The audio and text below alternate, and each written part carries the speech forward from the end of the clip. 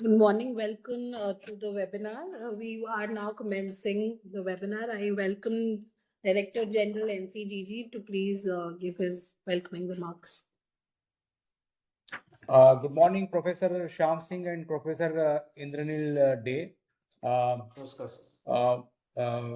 Very good morning. We are very happy that two eminent faculty from IRMA could join us for this webinar, and we are very also happy that the topics are very relevant.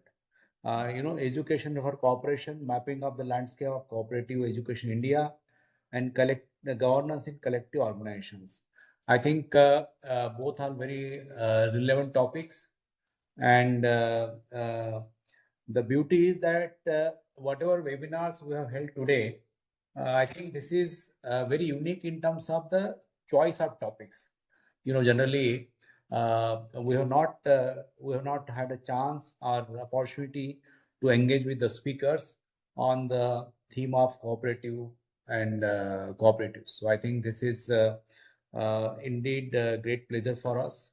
We are sure that our participants will benefit out of it, and we in the NCGG welcome for engagement with IRMA, Tribhuvan Sahakari University, and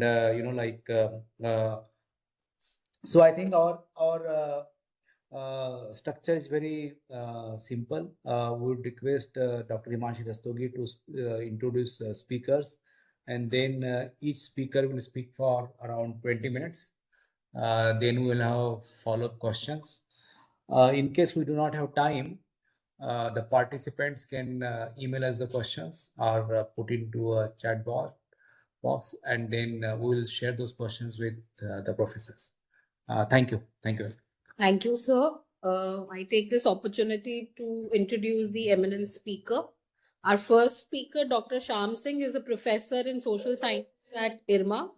Sir holds a PhD in political science from Institute for Social and Economic Change, Bangalore. He was scholar in residence at the University of Antwerp, Belgium in 2018. He has been engaged in various evaluations and research assignments with UNICEF, World Bank, NABARD, and state and central government. He was also an expert committee member constituted by Ministry of Corporate Affairs for National CSR Award 2018 and 20. He is going to speak on the topic educating for cooperation, mapping the landscape of cooperative education in India. Our second expert speaker is Professor Indranil Day. He is with Social Sciences and Economics, and he is an Axis Bank chair at Institute of Rural Management Anand, which is IRMA. He holds a doctorate degree from Jawaharlal Nehru University, New Delhi. He has been participating member for Global Colloquium on Participant-Centered Learning in 2017 at Harvard Business School, US. His areas of interest are institutional economics, political economy, collective actions, public policy, basic service delivery, housing, and gender. Sir is going to speak on the topic governance and collective organization. I welcome both the speakers to the 13th edition of the webinar series, and welcome Dr. Shyam Singh, sir, to please proceed with his words, with his presentation. So. Thank you so much. Thank you very much for inviting me. Can you hear me? Can you just confirm if you can hear me? Yes, sir, we can hear you. Okay, thank you. Thank you, DG sir. Thank you, NCGG, for inviting us. Indeed, I concur with you, sir, that it's a unique topic. And looking at the current attention given by the government of India, particularly re-energizing the local government policies and governance at the local level, I think the role of cooperatives is becoming very important. I have a presentation. Basically, what I did, I tried looking at the readiness of the cooperative system. Just let me know if you can see. I can see my screen. If you can confirm. Can you see my PPT? Yes. Is it visible? Yes. Okay. Thank you. So the topic, the whole idea behind this topic was to actually look at how ready we are in terms of promoting cooperatives. And I think one of the aspects is do we have education system that prepares youth with the cooperative values, with the idea of community building and social capital? So idea was to look at how we are ready in terms of a system of education. So I'm going to take a sample of some educational program in India which are going on cooperatives and try and see what kind of skills they deliver, what kind of values they try and deliver, and how far we are trying to fulfill the requirement of cooperative education. So just a brief snapshot. Cooperative is an old subject in with respect to our country. I think in British India, there was a step taken, which was the first cooperative society bill, which was in the first decade of 20th century. And within 7-8 years, we had around 5,000 cooperatives. If you look at the current government of India, Ministry of Cooperation data in 2025, and this data changes every day because every new cooperative more often, keep coming in various sector. As of now, we have around 8.5 lakhs cooperatives in country, touching upon a significant more than 300 million members. Now, this is a big reach out when it comes to the cooperatives, and that is why we are looking at the cooperatives, one of the vehicles of development and governance. If I try again, this is the data from the government and Ministry of Cooperation. If I try and look at the sector-wise cooperative data, what are the sectors and the number of cooperatives? Broadly, there are 3 categories. So we have a very heavy, well-developed, a cooperative which are scale-ready platforms like housing and dairy and primary agriculture society, PACs, credit cooperatives, labor cooperatives. Skill-ready meaning that they are ready for mounting public policies on them. For example, if we want to have a livelihood program, we want to have a engagement with the local panchayats. These are the cooperatives which can work with them and deliver the services that are meant to be delivered to the citizens. So these are skill-ready platforms with us. Then you have a number of sectors, fisheries, welfare, women welfare, consumer sector, agro-processing, handloom, which are in the stage of growth and modernization, which means that they need some bit of governance overhauling in digital and technological competencies. If they receive that, which they are receiving, of course, then they will, move up towards the scale-ready platforms. And then we have a set of cooperatives, some of them very new sectors, some of them are old as sugar and khadi, and some of them were quite new, tourism and sericulture and urban cooperative bank, which are at the stage of, either they are in the stage of incubating their ideas, or they are trying to innovate, or they are yet to innovate. So these are 3 sectors that, 3 categories that we can see when we look at the Indian cooperatives. Now, let me move to cooperative education. Given the background that we have 8.5 lakhs cooperatives, we have around 300 million members, what kind of education system we are having currently, how we are preparing the workforce which is going to work in the cooperatives. This is the data, and I must be honest here that this is, we have been compiling this, so not necessarily that we are able to get everything. We tried looking at UGC, AICT, all of the platforms, wherever we can get the data. So although it is exhaustive data, but maybe there are a few programs still left out. So whatever we could get is total 62 programs, mostly long-term. These are all long-term programs, 2 years or 3 years, MBA and BBA, etc. And if you look at how many seats they offer per annum, is close to 3,000. So if there are 300 million members involved in cooperatives, and currently, with some bit of positive and negative, I don't have exactly the data, but whatever I could gather, around 3,000 admissions are offered across the courses. But then these are long-term courses. If you look at the short-term courses, which are very significant, because when the people are working in cooperatives, either as a member or as a staff member, or board member or governing body member, the short-term training programs are very beneficial for them. So the data that I have fetched from National Council of Cooperative Training, this is one of the division of Ministry of Cooperation, and we have although 23, 24, 25 data is available, but I think I did not brought it here. Probably They might still be revising it. Just to give an idea, I gave a couple of old data, a couple of years old data. So if you look at 23-24, NCGT has around 18 institutions across the country, almost one institute in every state, bigger state, including Northeast. So if you look at the long-term degree program, MBA, PGDM, BBA, there are very few programs and very few states. The most dependence is on short-term training program, which is 1 to 5 days, and one-day cooperative awareness program. So if you look at that, the yellow rows, the last two rows, the short-term training program, the number of participants they trained, close to 70,000. In cooperative awareness, which is one-day awareness program, is close to 152,000, 1.5 lakhs. So that's where the whole dependence of cooperative education and training and skill development is. Okay, let me just conceptualize this, what I'm saying and why I'm saying this. So if you look at the ICA principle, ICA is the International Cooperative Alliance. They have come up with the 7 principles, and across the countries in international domain, the governments and other organizations are adopting those principles.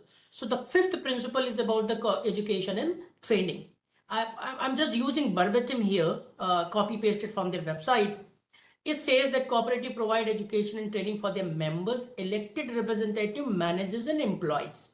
So education is actually meant for members, elected representative, managers, and employees. And further, they can contribute effectively to the development of their cooperatives. They inform general public. Now, this is very important verbatim. What is this? This means that the cooperative education is for those who are already in the cooperative sector. So first of all, they need to receive the training. Then they can inform the general public. Now, what I'm a little bit critical here because it will help, for us to really take the decision forward. So which means that the cooperative education to start with, it is not for the common citizens. It is not for the people who are not involved in cooperatives. It is only to given when they have the position in a cooperative. That's what the 5th principle says. Now, this goes a little bit against the whole idea of cooperatives. In literature, it is taken as a citizen science. What is a citizen science? Just like our local self-government PRIs in Panchayat. The citizen science is the citizen learn to manage, learn to govern, and they try and do the welfare's, work the welfare for their own. They learn the management and skills, and they govern themselves. Now, this is the citizen science. If it is the case, then the education should be given to people also, those who are not the cooperative member yet. So this is the conceptual background. If you look at the literature, cooperatives, of course, they are one of the major objective is the business and economic outcome. However, if you look at the channel, how they will achieve the economic prosperity, the channel is the community building and social capital. So they have to build a better society, then they will achieve economic prosperity. Although I'm not saying that this is the model example, but if you look at how Amul has gone ahead, will reflect this kind of channelization of people's effort. So the cooperative education should be imparted to youth when they are in school and colleges rather than they get a position in cooperative. Now let me very quickly look at the data that I have tried. So this is a sample I collected. Again, I need to be forthcoming and very honest here that this is a purposive sample. So I tried looking at the content wherever the content course curriculum is fully available, or at least course outline is available so that there is some content for me to review. So this is not a random sample. It is a mostly convenience-based sample. Wherever I can get that program, I tried looking at this. So I tried looking at 38 programs, mostly the long-term degree programs. There are certificates programs, 60, short-term, 1 year, and then 3 months long-term training and short-term training. This is the sector-wise analysis. So if you look at the sector-wise analysis, and you have seen around 30 sectors in previous couple of slides when I looked at the number of cooperatives per sector, please see here that out of these 38, around 21, 22 programs are generic in nature. Now, I'm not saying that they are bad or they shouldn't be there. But then, generic in the sense, cooperative principles in general, how cooperative function, what should be the governance principle, what should be the administrative management, how should staff be behaving or working, etc. So that is there. They are important programs for sure. But then if you look at the sector-wise, other than the agri-business and audit, I think a couple of sectors, and tourism little bit, where you have 3-4 programs out of these 38. Other sectors do not really have either the program or have it at least a single one program available. Again, out of the sample that I have taken. So we have a very generic education overview when it comes to the cooperative education sector, looking at the sample. I try looking at some of the thematic analysis, and I'm just giving you basic, the kind of the conclusion that I could draw. So some of the, as I said earlier, some of the programs are explicitly named around the cooperatives and their collective enterprises. The content that these programs give, whether the training and long term, is mostly about very generic business and marketing issues, including value chain, business, agribusiness, logistic, hospitality, etc. These are important topics again, and they are there in the training program, which is a good sign. There is a strong sectoral coverage, particularly the bigger cooperatives, the scale-ready cooperatives like dairy and packs. However, sectoral coverage lag when you come down to the growth level, the middle level, and the emergent cooperative sector. You don't have many programs coming up for those. So the emergent verticals are still on the margins. You do not have more programs. However, good sign is that there are programs focusing on some of the important topics like youth leadership, social policy, ecological justice, which is about the environment protection and conservation, urban cooperatives, and hospitality. So this is a good sign. But then again, as I said, they are still in the margin. What it provides, what it gives, it tells us that the emerging sector, although there are fewer programs, they are there, but we are following the same conservative approach. Let the cooperative be first there, then we will start the program. I think that approach needs to be, in my opinion, changed, or rather reversed. Let's prepare the workforce in youth and then, approach towards forming those cooperatives so that they can manage better. We have some of the long duration programs in sector ready, skill ready sectors like packs and dairy. They are there. Agribusiness is also there. Okay. If you look at the emerging sector, they have tried to keep a balance between conceptual theory and field immersion. If you look at their content. However, I think emerging sector, particularly, the beekeeping, the jute and including the old one like sugar mills, etc., they need more field exposure. Most of these training programs or even long-term programs, they do not have enough field exposure component. Because some of the sectors are niche, they need to be really, exhibited through experiential learning. What is not available, and I'm a little bit critical here in those course content of 38 programs. In terms of content, we don't see much of the digital focus on digital competency in data management. Let me be, very frank here. The government of India, last 5 years, they have been putting a lot of emphasis on digitalization of cooperative data and cooperative, processes. But I think they need to be converted into the training and education programs. Second, there's another big area where our education system can focus is HR. Structured HR system, people management, conflict management, leadership development. These are other areas we don't see many modules or courses in those programs. Third is legal and regulatory. The most we find is the audit compliance. So most of the courses on cooperative, we will have a module or session on audit compliance, how to do the audit, annual audit, etc. But I think the cooperative, if you look at the cooperative laws and other regulatory systems, it is a big subject. So this is something that they need to kind of looking at. And the last and very important aspect is well-being for community. Okay, so there are cooperatives, there are successful cooperatives, there are bigger cooperatives. Are they translating into the community well-being? They have a good business, but that business needs to be translated into well-being of community. Otherwise, the large objective, the bigger objective of cooperative, which is a community building, is still unfulfilled. So I think the program, education program, how to ensure the well-being of the cooperative members and the community is missing in those education programs. In terms of outcomes and pedagogy, As you saw in the table, that those two yellow rows, there is a huge focus on awareness orientation, but very scant, very little focus on managerial skills, business development, and most importantly, localizing innovations. How they can have localized innovations rather than dependent on a global or national value chain and supply chain. Can they have a localized innovations where they can be a little bit self-independent?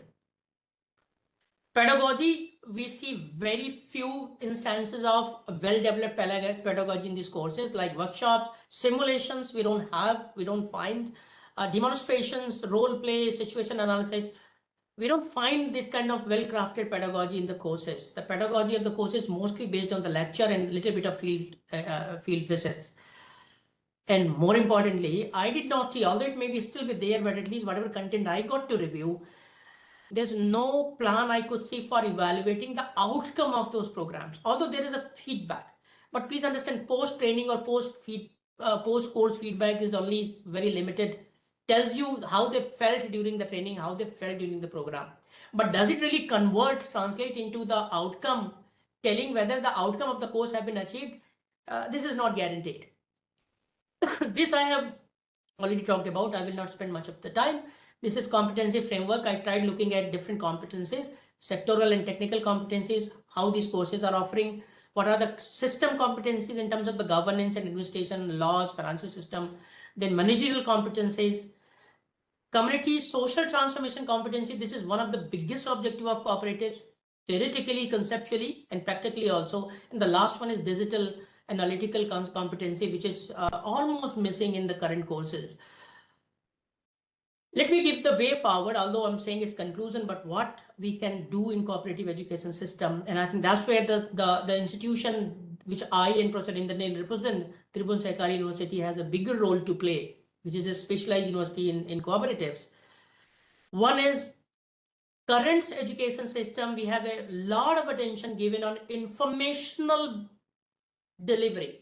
So training programs are like giving information. You should do this, you should do this, you should comply this. There's a lot of sectoral focus also on awareness and orientation, which I said. But then I think there is a shift needed from educating the member, training the member, to educating the citizen. Now, this is where I think we prepare a good workforce or membership base for cooperatives. We also need to kind of prioritize the value-driven, the social consciousness, which is the fundamental background of the cooperative, the conceptual background of the cooperative. We need to have a shift in outcome-based learning, which is there currently, which I'm not saying is bad, but I'm saying it is inadequate. It must shift from outcome-based to competency-based learning. What are the competencies that the members of the cooperatives or youth are getting? Okay. Another is digital readiness, which is essential part in today's context. That has to be integrated in all the courses. We have to have a pedagogy which is based on experiential learning and problem solving. As I said earlier, it is mostly around informational delivery. It has to change. It has to adopt. It has to become now experiential learning and problem solving. And last and very important, cooperatives staff and governance system needs to kind of improve their analytical capacity. Please understand, they really do not use what data they are to this year data, how they are going to use it to plan for the next year. That data goes to ministry or some departments, and then they forget the data. So I think analytical capacity needs to be improved. So thank you so much. I think I have not gone beyond 20 minutes time. This is what I had to offer. I have a lot more to offer, but I think given the limited time, this is what I could have kind of present to you. Thank you so much. Again, thank you for the time that you have given.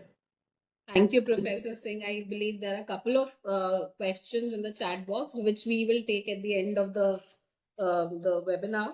Now I invite Professor Indranil Day to please speak on his topic, governance and collective organizations. Thank you so much for inviting me. I hope I'm audible. Yes, sir. Yeah, so I'm just going to share my presentation slide so that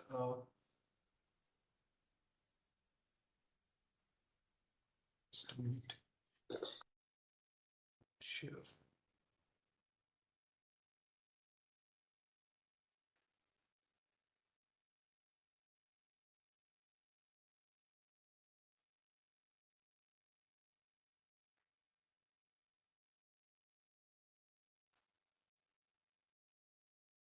I hope it's visible.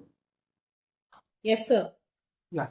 Yeah. So yeah, again, thank you so much. And I think Professor Shyam Singh has already given a, broad, overview of cooperative education.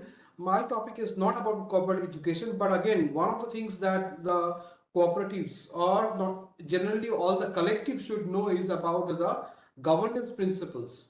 So yeah, so the slide says it's a cooperative principle for collective action. So basically, also collective organizations.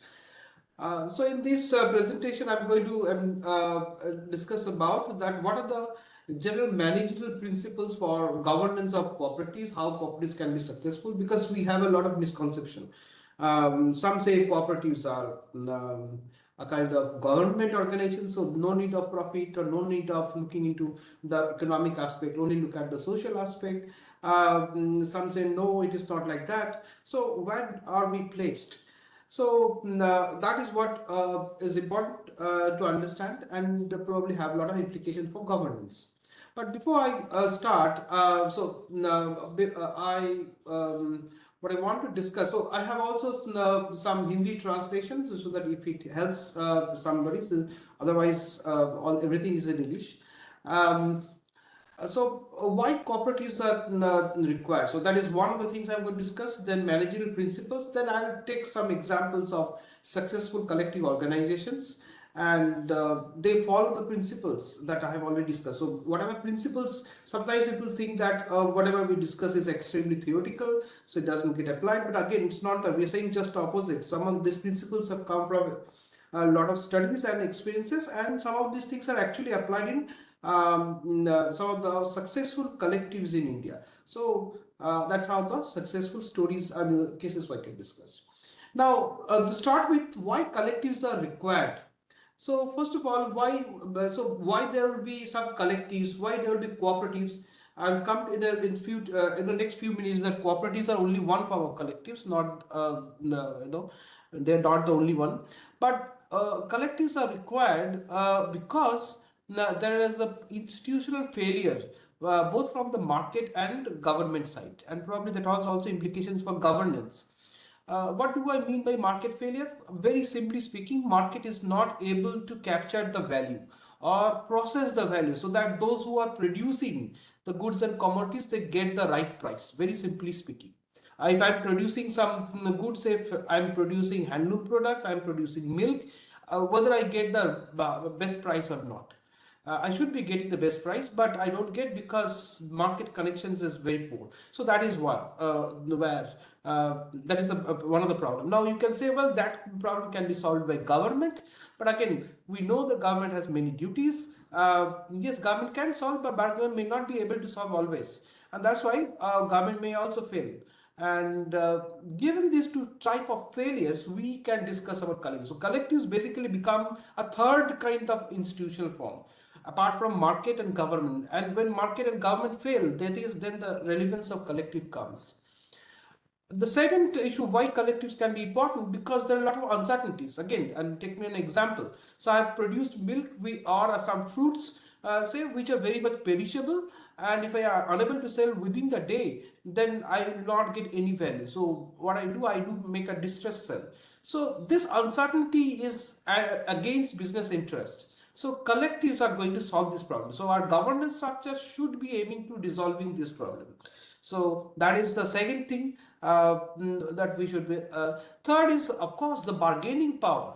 So when we are in collectives, we have a bargaining power. So that means that if I purchase inputs, say for example, inputs for milk production, input for handloom, say colors and other kinds of materials for handlooms, I have the bargaining power for purchasing the input as well as while selling the output. So the governance structure should be aware the basic reason of making this developing collectives is bargaining power, so that the people who are engaged, they get the bargaining power. And last and not the least, it's more of economic, is that collectives are required because some of the cases the people are not able to get large scale. So this scale is need not necessarily scale of production, because their production is less because of the type of production. For example, milk production is all scale is always less, but To supply the milk from the villages to the market, you require a large scale of milk. All right, so the supply chain requires a large scale of milk, and for that collectives are required. So governance structure should be aware that where we need collectives, not in terms, may not be always in terms of production of milk. Production of milk can take place at home, but the supply chain has to be collective. So that is how what is this thing, and what kind of things they solve. So one thing, given these problems that we have discussed, so how the solutions, collectives gives the solutions. So collectives gives a solution to say that it becomes a self-managed institutions based on serving the shared interest. Now, shared interest, I must say, what is shared interest? Shared interest is that when interests are interdependent. All right, my interest is interdependent with others. All right, so the governance structure should be aware of the fact that the collectives should be formed in such a way, and the governance structure should be formed in such a way that it should be self-managed, not by somebody else's come and manage it. No, not that. It has to be self-managed and should be aware of the fact that these are made because we have shared interest. And one of the major, that becomes a more of a collective action. Now, one of the major aspect of this thing is trust. So the governance, again, the governance structure, what is the major role of collectives? The governance structure is one of the major thing is that to develop a trust. And I already said that one of the reasons collectives are formed because there is a lot of uncertainty. So trust can solve the problem of uncertainty. Without trust, collective actions or collective organizations cannot exist. So that is the overall thing. So the collectives does solve the problems, and other things are also have to add with the collectives. For example, since there are market failures, there has to be market linkages, and also since I link with the market, we have to be competitive, so technology has to be developed.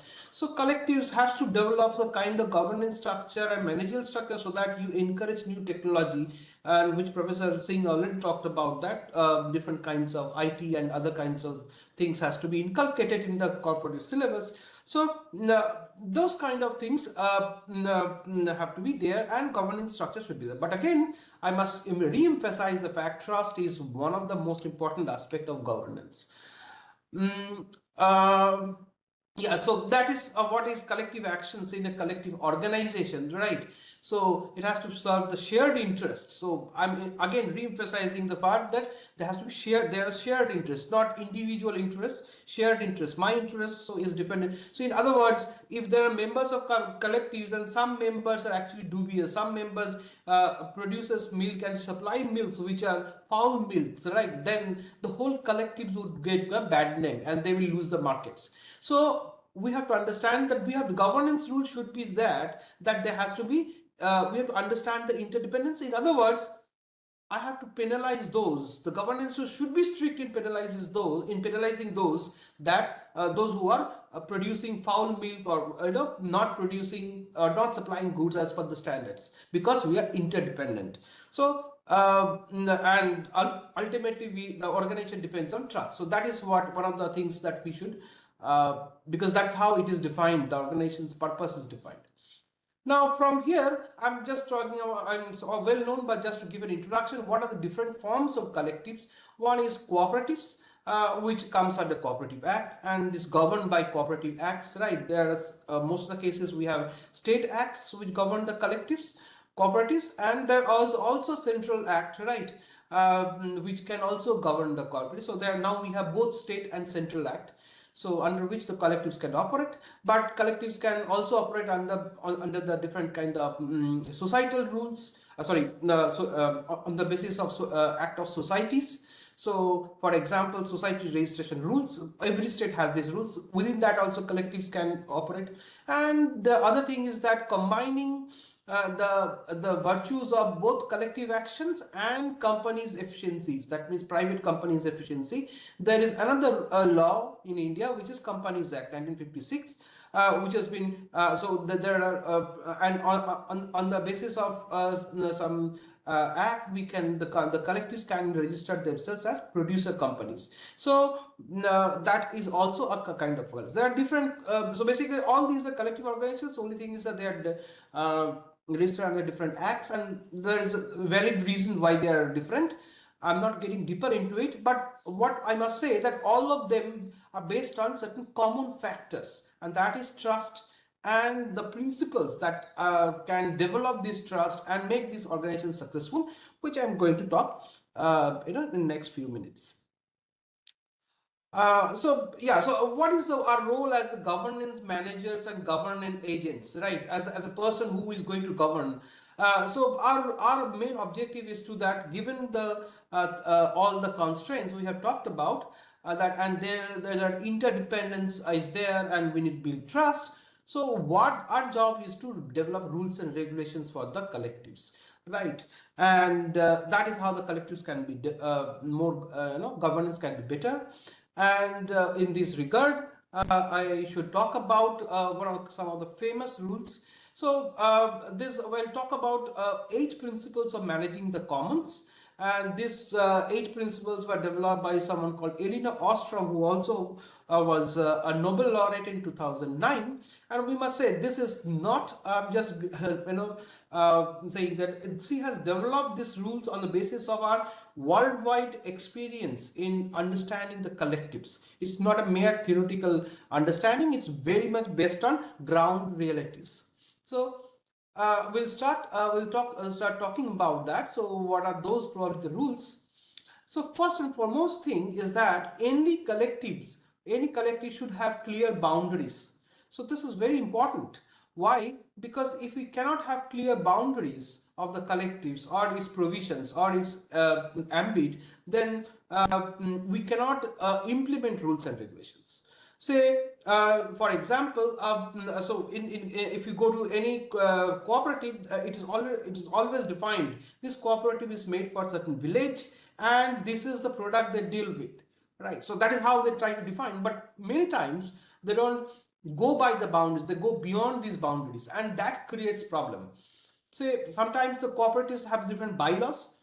Within these bylaws, they can go into other, they can take produce of other members and all, those who are beyond the cooperative limits and all that, right? Even non-members, right? It was very surprisingly many milk cooperatives that take products from the non-members also.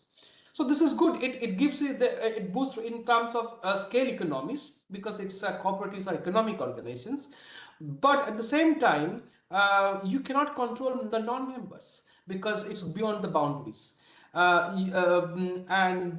that's why it's important. One of the reasons that cooperatives have at times faltered is that the boundaries are not clearly defined.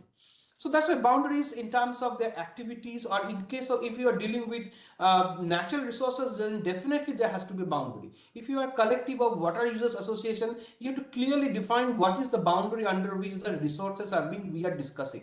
It cannot be undefined boundary. It has to be defined. In terms of member-driven, user-driven cooperatives, for example, milk cooperatives need to define who are the members and what are the norms of being a member. It cannot be anybody, who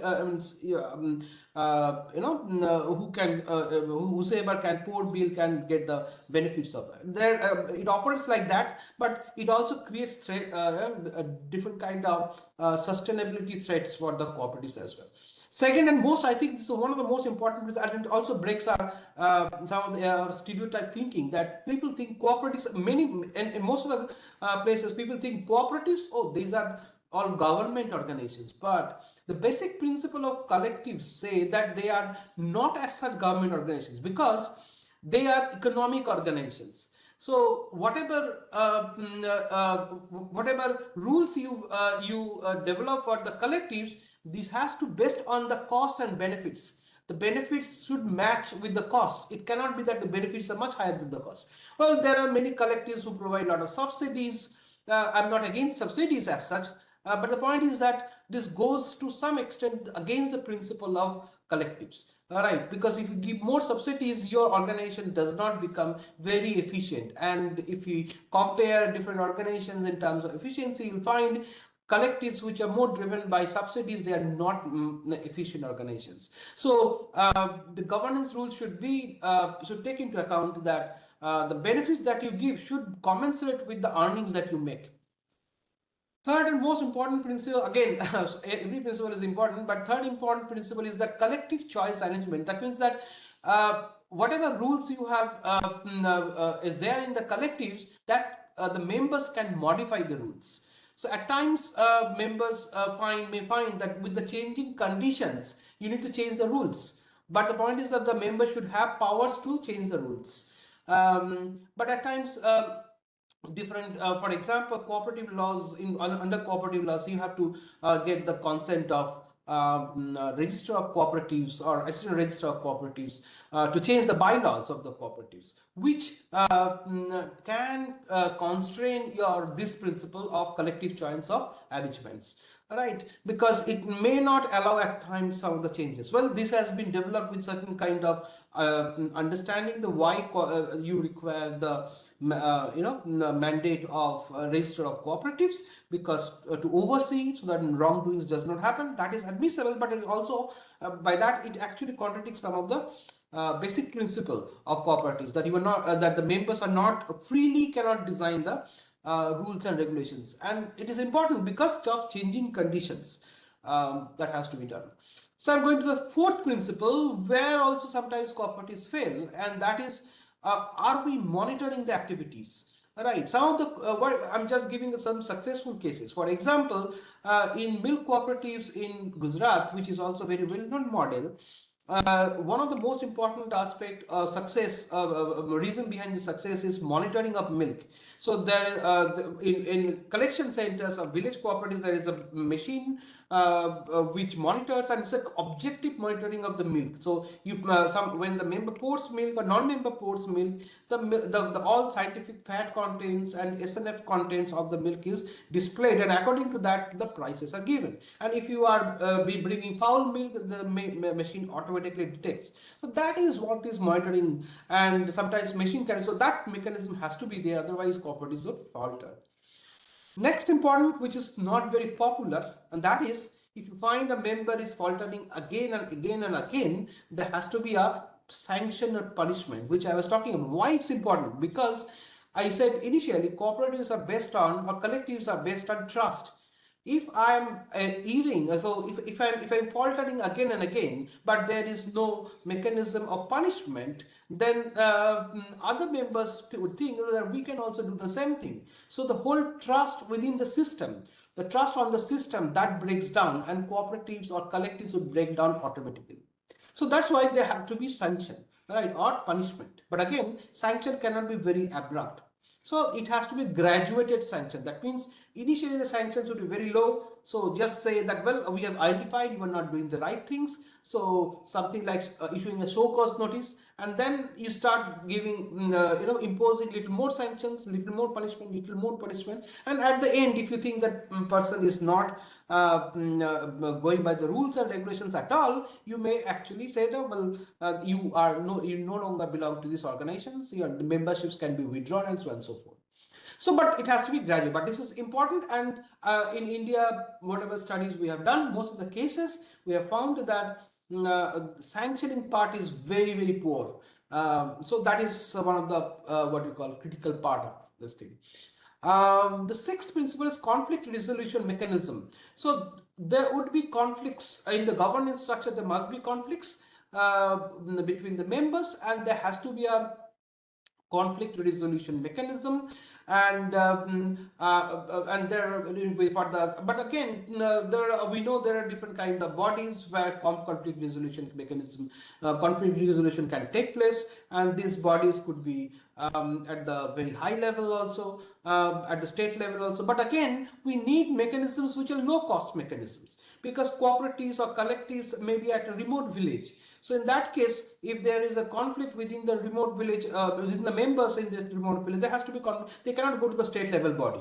So there has to be low cost mechanism. So maybe that different collectives in different villages in a small locality, maybe in a block, can have a small a small body to resolve the conflicts. That is one mechanism. Otherwise, if it is not possible, then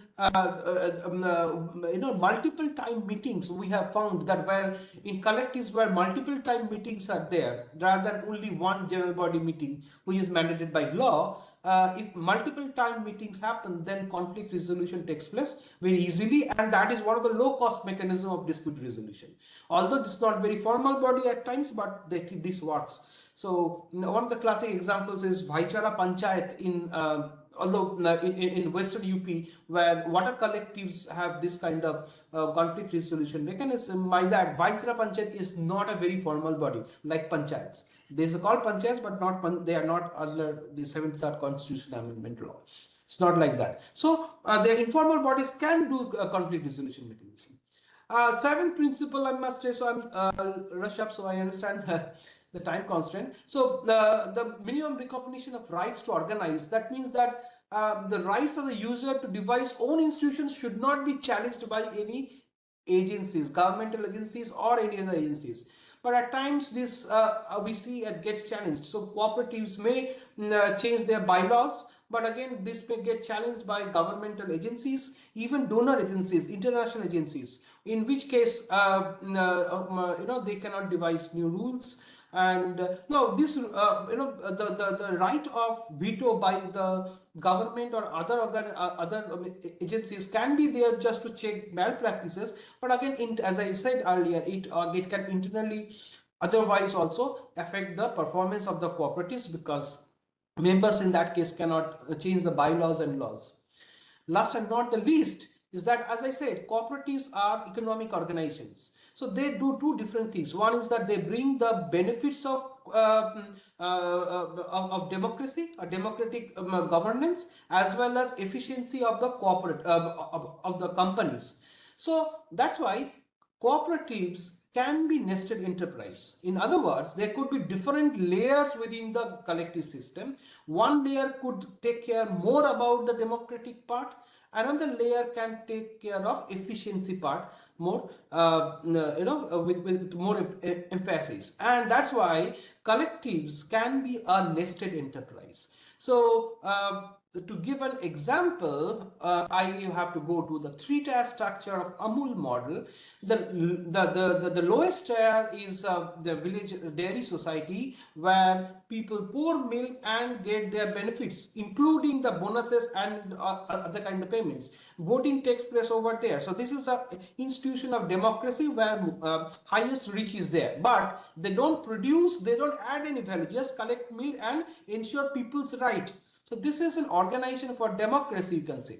But if you go to the upper layers, so for example, district unions, they make different value additions to the milk. So milk is transformed into milk products and packaging takes place. So in terms of Amul, I'm just this is how the within the time that it has been developed. So in the unions, the dairy cooperatives are members of the union, so they are linked. Although their jobs are different, but they're linked, because in union, the members of the union are the DCS or the dairy cooperatives. Similarly, at the highest level, you have federation. Federation is just for marketing. So again, the members of the federation are the unions. So that is how they are linked. But again, the jobs of these three layers are different, completely different. And that's how in totality, they become a nested organization. So it's not only in principle, actually it happens, and that's why Amul model is so successful that we know. And of course, this model has been finally being taken into whole country by National Dairy Development Board through Operation Flood. We may discuss it some other time, but that is how it has happened. But again, as I'm just closing with my remarks on, there is another kind of principles which Professor Shyam also talked about, is principles of ICA, that is International Cooperative Alliance.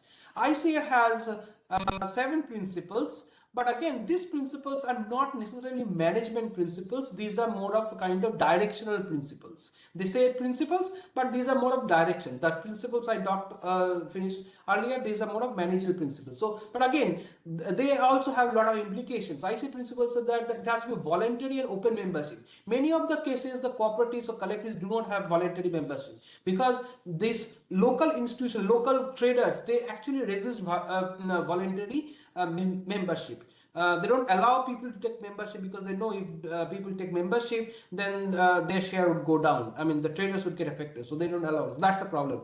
Democratic control. There's another very important principle. Direction in which, so there has to be a regular election. Many of the cases are the elections don't take place. One body of governing body that keeps on repeating again and again, which is a bad practice. Members' economic participation. It is economic organization. It has to be economic participation. Autonomy and independence. I've already talked about autonomy and independence. They has to be completely independent, no control by any other. Professor Sam already talked about education and training. I'm not talking about that. Another important thing is that cooperatives at times fight with each other for competitive advantage. We have many stories in India as well, which is not in favor of cooperatives' interest overall, because cooperatives is fighting for its space already with the market, as well as particularly users, money lenders and traders. So cooperatives should cooperate within themselves. In the governance structure, at the board level, there has to be some kind of understanding that we are not going to take market of other cooperatives, rather cooperative with them. And not the least, cooperatives does not come under CSL law, but cooperatives major they should look into the welfare of the community. Why it's important? Because cooperatives would go through, cooperatives are not always the best payer. But people still align with the cooperative. Why? They feel that is their own organization. But they will feel cooperatives or collectives their own organization only when collectives also consider them their own people. So there has to be investment in social sector. For example, in terms of schooling, in terms of credit. So standing with the community during difficult times. Although it may not be the major activity of the collective, but they have to do it. So they have to be a center, a salient organization in terms of lives and livelihood of the people. So people need solution for life, not that people only need economic returns, but also solution for life. So that's why community concern is also very important. So these are the overall 7 principles of different angles for managing and governing the collectives. Yeah, so that's all I can tell. I think I have already shorted the time. Sorry for that, but I'm ready for questions. So maybe there could be questions also. Thank you. Thank you, sir. Now we take the questions as given in the chat box. I'll just read it to you. Yeah. We'll start with Professor Indranil. We have one participant who's asked 3 questions. First is, what difference additional skills the cooperative education provides over general managerial education? Are there some evidence examples where cooperative education has enhanced the performance of cooperatives? Because we have examples of successful cooperatives without formal cooperative education.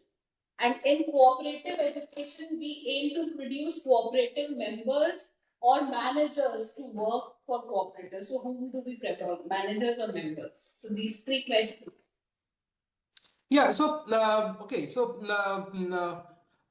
first of all, not that we didn't have any sort of education system. So IRMA is one of the example which has produced managers for the cooperatives. There are other education, for example, Vamnicom in Pune, they have also this thing. So well, the cooperative education is why they are different, because I have already explained, cooperative is a very different kind of institution, right? It combines market efficiency as well as community concern. It combines democracy with profiteering. So not profiteering, but democracy with surplus generation, right? So that is how it is a very different thing.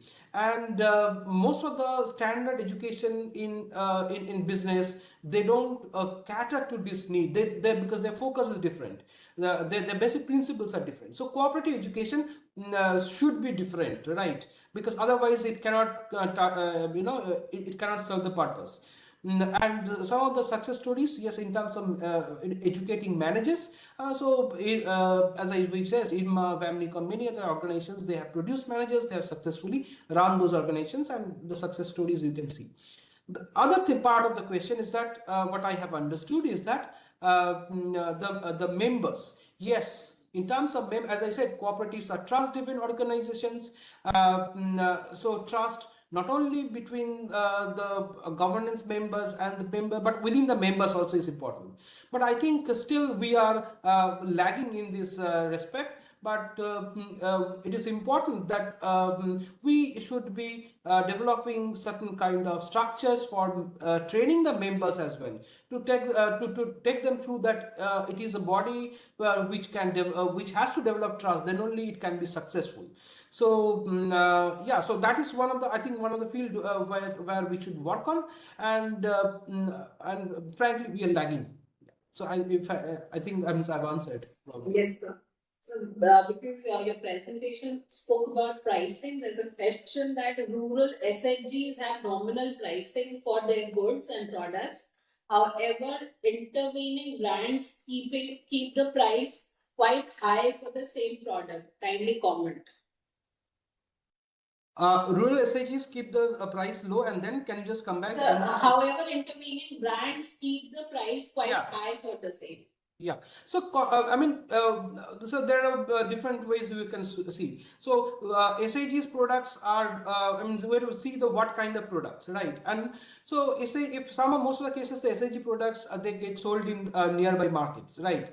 And and from a cost perspective, since it does not travel a long distance, from supply chain perspective, so the what do you call the logistic costs are less, supply chain cost is less, so the price is less. That is one.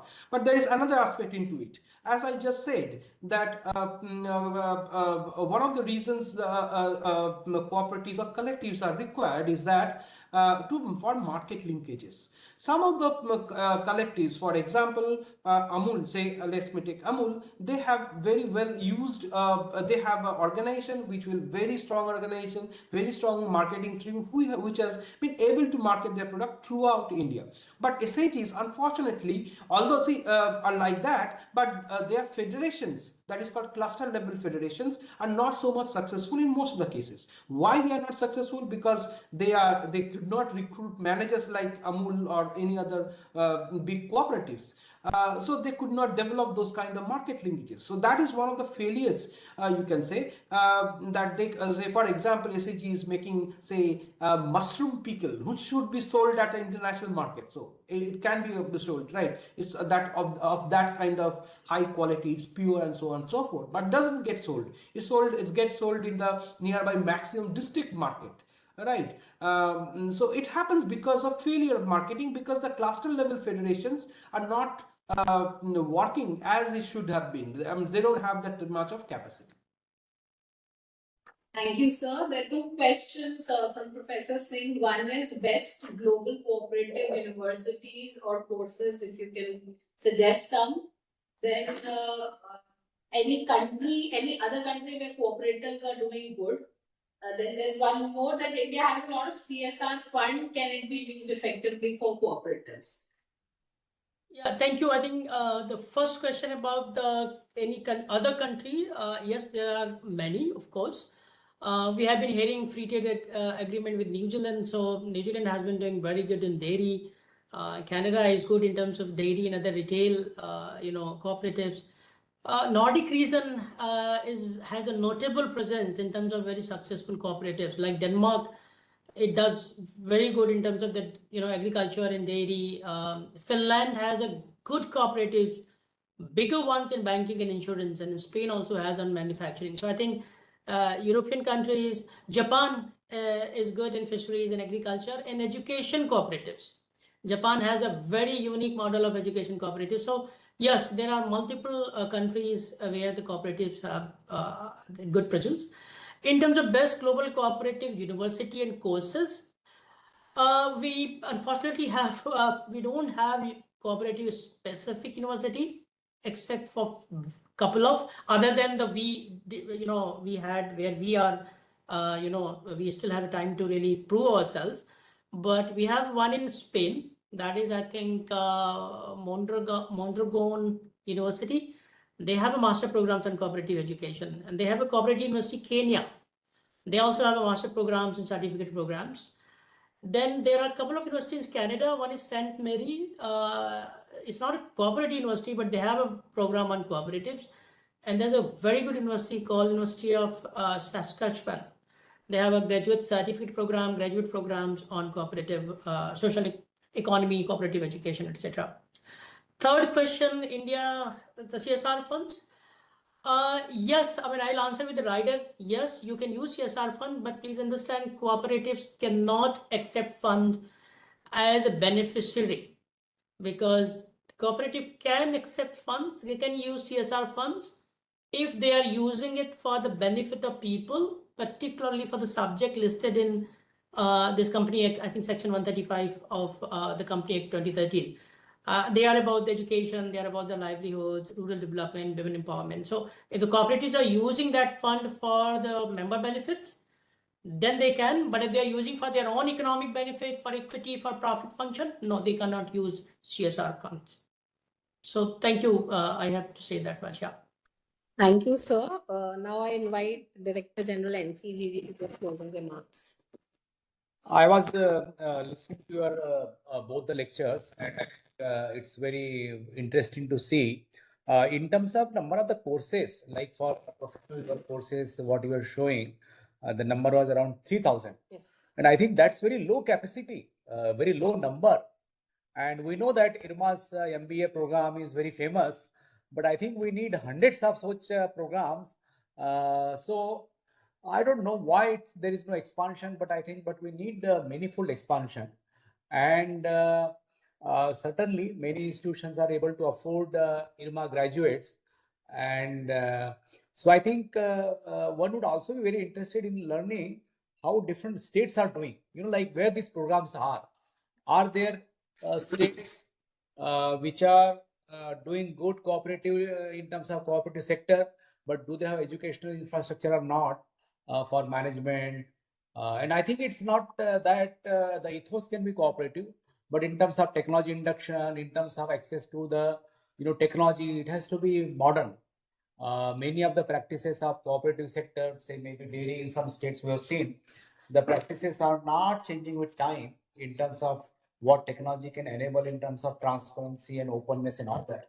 So I think I agree. We need manifold increase in this graduate level, good quality courses aimed at the sector. So I think that's a very stark point. And Professor Day's lecture was very interesting in terms of what are the main pillars and what governance structure, collective this. I think going forward, NCGG would also be interested in doing research on this sector. So I think one day we can have some VC with faculty member.